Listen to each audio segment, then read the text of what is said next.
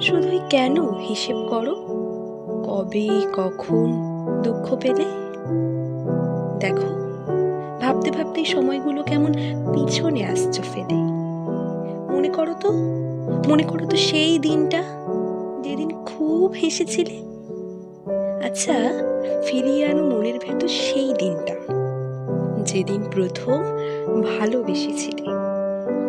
এখনো তেমন হাসতে পারো, এখনো তেমন বাঁচতে পারো, করতে পারো খুনসুটি। থমকে থাকা আনন্দগুলো দেখবে ফিরে আসছে উড়তে উড়তে।